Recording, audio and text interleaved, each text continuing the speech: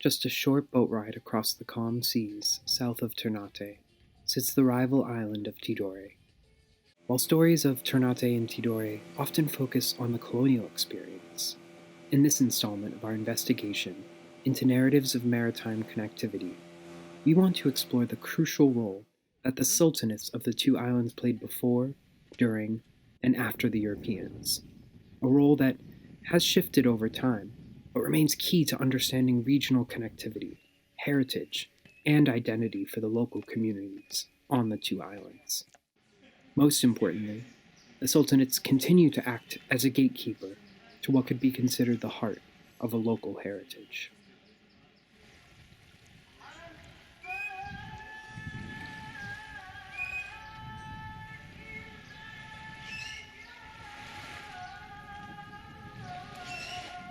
A region well known to non-Europeans for its spices, by the 12th century, the North Malukus had become a substantial trading hub, with the sultanates of Tidore and Ternate wielding considerable political power over the surrounding islands. From the 16th century onwards, the Islamic sultanates of both islands became entangled in a power struggle for political supremacy in the North Moluccas, with both parties leveraging precarious alliances. Ternate with the Portuguese, and Tidore with the Spanish.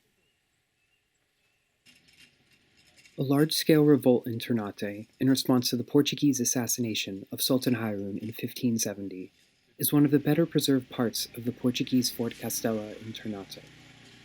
The mural, a community-made commemoration of the stabbing of Sultan Harun and the subsequent expulsion of the Portuguese from the island, is an ingenious interpretation with unique imagery.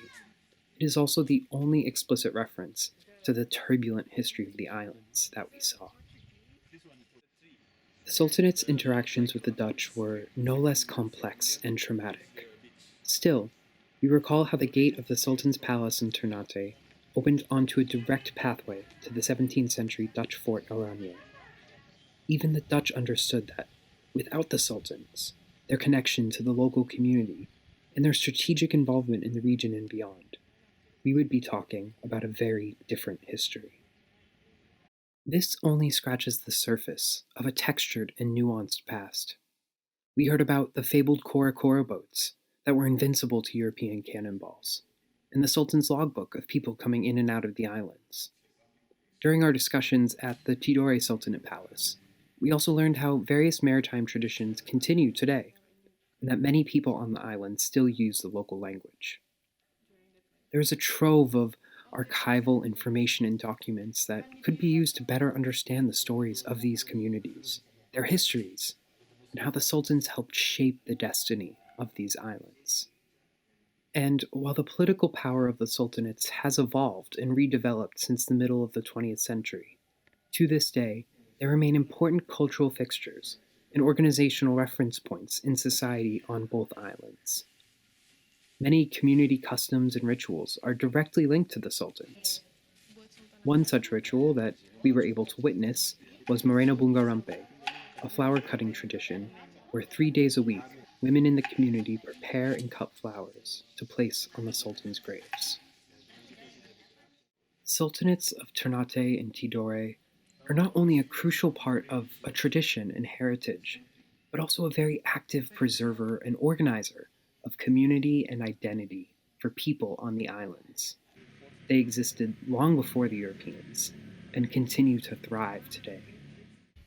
There are, of course, many other sultanates on the archipelago that were and remain powerful. But through our focus on links to maritime trade, the Ternate and Tidore sultanates are critical to understanding how that connectivity and that history inform current discussions on identity in the region.